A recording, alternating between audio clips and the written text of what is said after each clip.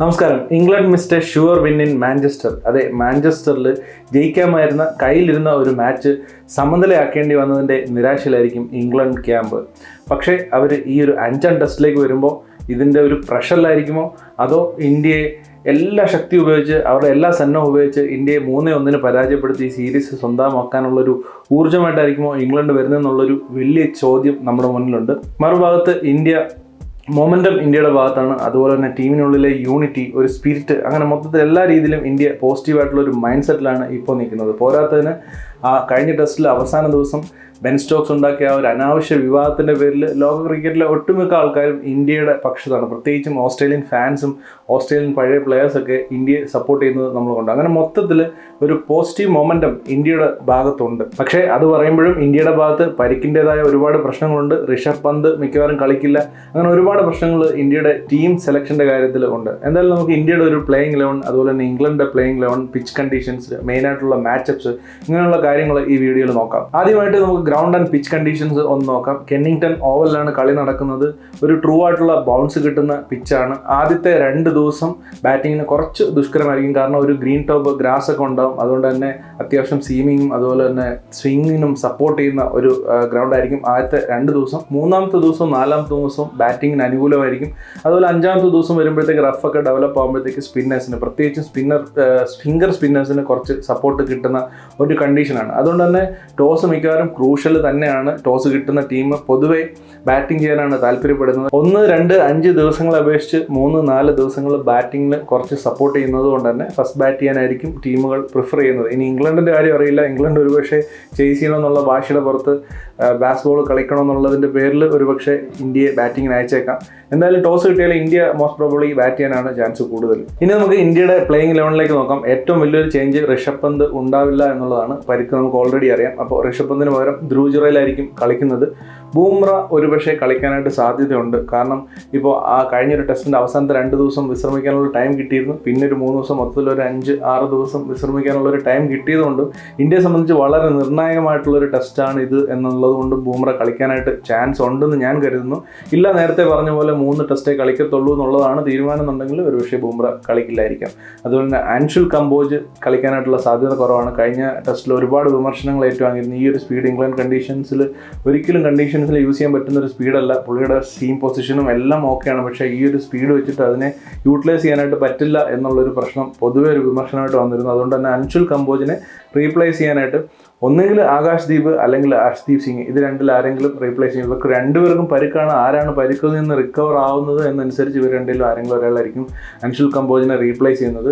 ഇനി ഇവർ രണ്ടുപേരും അവൈലബിൾ അല്ല എന്നുണ്ടെങ്കിൽ നമ്മൾ പ്രസിദ്ധ് കൃഷ്ണയിലേക്ക് തന്നെ തിരിച്ചു പോകും എന്നാണ് തോന്നുന്നത്. ഇനി ഒരു കാരണവശാൽ ബൂംറ കളിക്കുന്നില്ല എന്നുണ്ടെങ്കിൽ വീണ്ടും ഇവർ രണ്ടെങ്കിലും ഏതെങ്കിലും ഒരാളും പ്ലസ് പ്രസിദ്ധ് കൃഷ്ണയും കളിക്കേണ്ടതായിട്ട് വരും. അപ്പോൾ ഇന്ത്യയുടെ ഒരു ബോളിംഗ് സൈഡിൽ ബൂംറ കളിക്കുന്നുണ്ടെങ്കിൽ കുറച്ച് വീക്കാവും.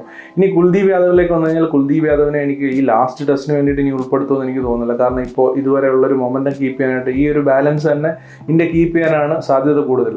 അത് നമ്മുടെ ഷർദുൽ താക്കൂറിൻ്റെ കാര്യത്തിലും അത് തന്നെ ആയിരിക്കും. ഷർദുൽ താക്കൂറിനെയും ഈ ഒരു അവസാന ടെസ്റ്റിൽ വന്നിട്ട് അവരുടെ ഒരു 8th ബാറ്റ്സ്മാനായിട്ട് ഒരു ഓൾറൗണ്ടർ വേണം എന്നുള്ള ഇന്ത്യയുടെ ആ ഒരു ഇത് മാറ്റുമെന്ന് എനിക്ക് തോന്നുന്നില്ല ഇനി അവസാന നിമിഷം. അതുകൊണ്ട് തന്നെ ഷർദുൽ താക്കൂറും കളിക്കാൻ തന്നെയാണ് സാധ്യത കൂടുതൽ. ഇനി അഭിമന്യു ഈശ്വറിൻ്റെ കാര്യം പറയുകയാണെന്നുണ്ടെങ്കിൽ ഒരുപാട് വർഷക്കാലമായിട്ട് ഇന്ത്യയുടെ ടീമിൽ സെലക്ട് ആയിട്ട് ഇതുവരെ ടീമിൽ അവസരം കിട്ടിയില്ല. പുള്ളിക്ക് ഈ ഒരു ടെസ്റ്റിലും അവസരം കിട്ടുമെന്ന് പ്രതീക്ഷിക്കേണ്ട. ഇനി വെസ്റ്റ് ഇൻഡീസുമായിട്ട് ഒക്ടോബറിൽ ഇന്ത്യക്ക് ടെസ്റ്റ് ഉണ്ട്. ഒരുപക്ഷെ ആ സമയത്തെങ്കിലും അവസരം കിട്ടട്ടെ എന്ന് നമുക്ക് പ്രതീക്ഷിക്കാം.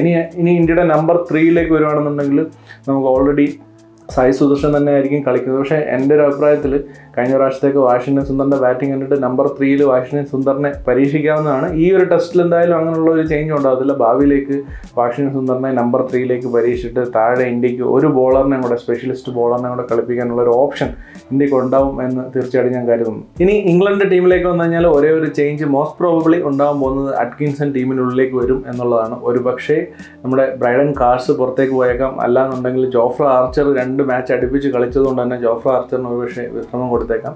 അപ്പോൾ എങ്ങനെയായാലും അറ്റ്കിൻസൺ കളിക്കുമെന്നുള്ള കാര്യം ഏകദേശം ഉറപ്പാണ്. പോരാത്തതിന് ഓവർടണിനെ ഇവർ ഈ ഒരു സ്ക്വാഡിലേക്ക് ആഡ് ചെയ്തിട്ടുണ്ട്. ഇനി അങ്ങനെ ആണെന്നുണ്ടെങ്കിൽ ബ്രൈഡൻ കാർസിന് പകരം ഓവർടണും അതുപോലെ തന്നെ ക്രിസ് വോക്സിന് പകരം നമ്മുടെ അറ്റ്കിൻസനും കളിക്കാനായിട്ട് ചാൻസ് ഉണ്ട്. അവരുടെ ഒരു ബോളിങ്ങിൻ്റെ കോമ്പിനേഷൻ, ഇവരുടെ ഒരു വർക്ക് ലോഡ് ഭയങ്കരമായിരുന്നു. കഴിഞ്ഞ പ്രാവശ്യം ആ ഒരു വിവാദം ഉണ്ടാകാനുള്ള കാര്യവും അതുതന്നെയാണ്. ബോളേഴ്സിന് ഒരുപാട് വർക്ക് ലോഡ് ഉണ്ടായിരുന്നു. കഴിഞ്ഞ ടെസ്റ്റിൻ്റെ അവസാനത്തെ 2 ദിവസം നല്ല രീതിയിൽ പണിയെടുപ്പിച്ചിരുന്നു ഇന്ത്യയുടെ ബാറ്റ്സ്മാൻമാർ. സോ അവർ ആ ഒരു വർക്ക് ലോഡ് മാനേജ് ചെയ്യാനായിട്ട് ഏത് ബോളേഴ്സിന് റെസ്റ്റ് കൊടുക്കും, ഏത് ബോളറിനെ കളിപ്പിക്കും എന്നുള്ള ഒരു ടീം ഇടുമ്പോഴേ അറിയാൻ പറ്റത്തുള്ളൂ. അപ്പോൾ അതാണ് ഇംഗ്ലണ്ട് സ്പിന്നറായിട്ട് ഡോസനെ തന്നെ ആയിരിക്കും അവർ കളിപ്പിക്കുന്നത്. ബാറ്റിങ്ങിൽ വേറെ ചേഞ്ചസ് ഒന്നും ഉണ്ടാവില്ല, അതേ ബാറ്റിംഗ് ലൈനപ്പ് തന്നെ ആയിരിക്കും ഇംഗ്ലണ്ടിൻ്റെത്. ഇനി കഴിഞ്ഞ ടെസ്റ്റിൽ ഇത്രയും മുൻകൈയിൽ നിന്ന ഇംഗ്ലണ്ട്, അതായത് ഇംഗ്ലണ്ടിൻ്റെ കയ്യിലായിരുന്നു കഴിഞ്ഞ ടെസ്റ്റ് മൊത്തത്തിൽ, അത്രയും സ്ട്രോങ് ആയിട്ടുള്ളൊരു പൊസിഷനിൽ നിന്ന ഇംഗ്ലണ്ട്, ആ ഇംഗ്ലണ്ടിൻ്റെ കയ്യിൽ നിന്ന് ഇന്ത്യ മാച്ച് പിടിച്ചു വാങ്ങിച്ച് ഒരു സമനിലയിൽ എത്തിപ്പിച്ചപ്പോൾ മൊമെൻറ്റം ഇന്ത്യയുടെ ഭാഗത്താണ്. ഇനി ഈ 5ാം ടെസ്റ്റിലേക്ക് വരുമ്പോൾ തീർച്ചയായിട്ടും മൊമെൻറ്റം ഇന്ത്യയുടെ ഭാഗത്താണ്. മാനസികമായിട്ടുള്ളൊരു മുൻതൂക്കം ഇന്ത്യയുടെ ഭാഗത്താണ്. അവർ കുറച്ച് ഫ്രസ്ട്രേറ്റഡ് ആയിരിക്കും. ഇംഗ്ലണ്ട് ഫ്രസ്ട്രേറ്റഡ് ആവാതെ ആ ഒരു കുറച്ച് കാമായിട്ട് കാര്യങ്ങളെ ഡീൽ ചെയ്ത് ആ ഒരു കാംനെസ്സിലൂടെ വന്നിട്ട് ഇന്ത്യയെ തോൽപ്പിക്കുകയാണെന്നുണ്ടെങ്കിൽ, അല്ലെങ്കിൽ തോൽപ്പിക്കാൻ ശ്രമിക്കുകയാണെന്നുണ്ടെങ്കിൽ തീർച്ചയായിട്ടും ഇംഗ്ലണ്ടിന് സാധ്യത ഉണ്ടെന്ന് ഞാൻ കരുതുന്നുണ്ട്. കാരണം ഇപ്പോഴും അവർ സീരീസ് 2-1 ലീഡ് ചെയ്യാണ്.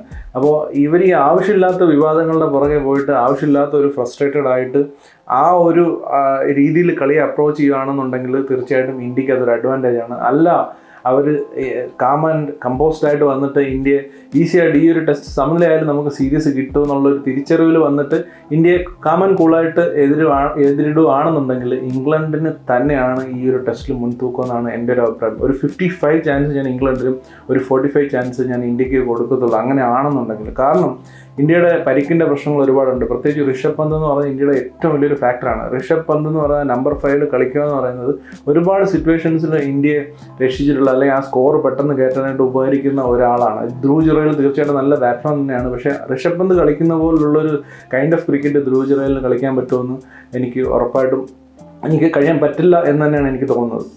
അതുപോലെ തന്നെ ഇന്ത്യയുടെ ബോളിങ്ങിലും പ്രശ്നങ്ങളുണ്ട്. പരിക്കുകളൊക്കെ ആയിട്ട് ഒരുപാട് പേരുടെ അവൈലബിലിറ്റി ഇപ്പോഴും ചോദ്യചിഹ്നമായിട്ട് നിൽക്കുന്നുള്ളൂ. ബൂമ്ര കളിക്കുമോ എന്നുള്ള കാര്യം അറിയില്ല. അങ്ങനെ ഒരുപാട് ബോളിങ്ങിൻ്റെ കാര്യത്തിലും ഇന്ത്യക്ക് പ്രശ്നങ്ങളുണ്ട്. കഴിഞ്ഞ ടെസ്റ്റിൽ ഇന്ത്യ നന്നായിട്ട് പെർഫോം ചെയ്തു എന്ന് പറയുമ്പോഴും അത് ബാറ്റ്സ്മാൻമാർ മാത്രമാണെന്നുള്ളത് നമ്മൾ മറക്കാൻ പാടില്ല. ബോളിങ് വളരെ ശോകമായിരുന്നു, ക്യാപ്റ്റൻസി വളരെ ശോകമായിരുന്നു. ഇന്ത്യയുടെ ഇന്ത്യ ബോൾ ചെയ്യാൻ ഇറങ്ങുമ്പോൾ ഇന്ത്യയുടെ ഫീൽഡിലെ പെർഫോമൻസ് വളരെ മോശമായിരുന്നു കഴിഞ്ഞ ടെസ്റ്റിലും. സോ അതുകൊണ്ട് തന്നെ ശരിക്കും പറഞ്ഞാൽ ഇതിന് മുൻതൂക്കമുള്ളത് അല്ലെങ്കിൽ ഒരു ഫേവറേറ്റ്സ് ആയിട്ട് വരേണ്ടത് ഇംഗ്ലണ്ടാണ്. പക്ഷേ അനാവശ്യമായിട്ടുണ്ടാക്കിയ ആ ഒരു വിവാദത്തിൻ്റെ പേരിൽ, ഇപ്പോൾ മൊത്തത്തിൽ അതിനെപ്പറ്റി ഒരു ചർച്ച ആയതിൻ്റെ പേരിൽ, അതുമാത്രമല്ല ഇന്ത്യ കഴിഞ്ഞ സൂപ്പറായിട്ട് ബാറ്റ് ചെയ്ത് കഴിഞ്ഞ ടെസ്റ്റ് സമനിലയിലേക്ക് അവരുടെ കയ്യിലിരുന്ന മാച്ച് പിടിച്ചതിൻ്റെ പേരിൽ ഇന്ത്യയുടെ കയ്യിൽ മൊമെൻറ്റം ഉണ്ടെന്നുള്ള അത് ഇംഗ്ലണ്ട് തിരിച്ചറിയുകയും അവർ വളരെ കാം ആൻഡ് കമ്പോസ്ഡ് ആയിട്ട് വന്ന് ഇന്ത്യയെ നേടുകയാണെന്നുണ്ടെങ്കിൽ അവർക്ക് തന്നെയാണ് മുൻതൂക്കം എന്ന് ഞാൻ പറയും തീർച്ചയായിട്ടും. കാരണം അവരുടെ ബാറ്റിംഗ് എല്ലാം നന്നായിട്ട് പെർഫോം ചെയ്താണ്. ജോ റൂട്ട് കഴിഞ്ഞ കളിയിൽ പെർഫോം ചെയ്തു. അതുപോലെ തന്നെ അവരുടെ ഓപ്പണിംഗ് പെയർ നന്നായിട്ട് പെർഫോം ചെയ്തു. അവരുടെ ബോളേഴ്സ് എല്ലാം കുഴപ്പമില്ലാത്ത രീതിയിൽ പെർഫോം ചെയ്യുന്നുണ്ട്. കുറച്ച് ടയർഡാണ് എങ്കിൽ പോലും ഇനിയിപ്പോൾ അറ്റ്കിൻസൺ വരുവാണ്, അല്ലാന്നുണ്ടെങ്കിൽ ഒരുപക്ഷെ മാർക്ക് വുഡ് ടീമിലേക്ക് വരാനും സാധ്യതയുണ്ടെന്ന് അറിയുന്നുണ്ട്. അങ്ങനെ ആരെങ്കിലുമൊക്കെ വരുവാണെന്നുണ്ടെങ്കിൽ അത് ഫ്രഷ് ആയിരിക്കും. ടോട്ടലി എൻ്റെ ഒരു ഇത് സ്ലൈറ്റ്ലി ഇംഗ്ലണ്ടിന് ഒരു എഡ്ജ് കൊടുക്കുന്ന രീതിയിലാണ് എൻ്റെ ഒരു ചിന്താഗതി വരുന്നത്. എൻ്റെ ഒരു ഇൻസ്റ്റിങ്ക്റ്റ് അങ്ങനെയാണ് വരുന്നത്. പക്ഷേ ഞാനിത് പറഞ്ഞത് ഇന്ത്യ ജയിക്കണമെന്ന് ആഗ്രഹമില്ല എന്നല്ല. കഴിഞ്ഞ കളിയിലെ ഒരു മൊമെൻറ്റം ഒക്കെ വെച്ചിട്ട് വരുമ്പോഴത്തേക്ക് ഇന്ത്യ തീർച്ചയായിട്ടും ഈ കളി ജയിക്കാൻ സാധ്യത കാണുന്നുണ്ട്. പക്ഷേ മൊത്തത്തിൽ തൂക്കി നോക്കുമ്പോൾ ഇംഗ്ലണ്ട് ഈ ഒരു സീരീസിൻ്റെ മൊത്തത്തിലുള്ളൊരു മൊമെൻറ്റം തൂക്കി നോക്കുമ്പോഴത്തേക്ക് ഇംഗ്ലണ്ടിന് ഒരു സാധ്യത ഉണ്ട്. അവർ 2-1 മുന്നിൽ നിൽക്കുകയാണ്. അതുപോലെ തന്നെ ഇന്ത്യയുടെ പരിക്ക്, ഇന്ത്യയുടെ ഋഷഭ് പന്ത് ഇല്ല, അങ്ങനെ ഒരുപാട് ഫാക്ടേഴ്സ് ഇന്ത്യയുടെ സൈഡിൽ നെഗറ്റീവായിട്ട് ഉള്ളത് കൊണ്ട് അങ്ങനെ മൊത്തത്തിൽ നോക്കുമ്പോഴത്തേക്ക് ഇംഗ്ലണ്ടിന് ഒരു സാധ്യത കൂടുതലായിട്ടാണ് എനിക്ക് തോന്നുന്നത്. തീർച്ചയായിട്ടും നിങ്ങളുടെ അഭിപ്രായങ്ങൾ നിങ്ങൾ കമൻറ്റ് ബോക്സിൽ പങ്കുവെക്കുക. അപ്പോൾ മറ്റൊരു ക്രിക്കറ്റ് റിലേറ്റഡ് ആയിട്ടുള്ള വീഡിയോയിൽ കാണുന്നതിന് വരെ ബൈ.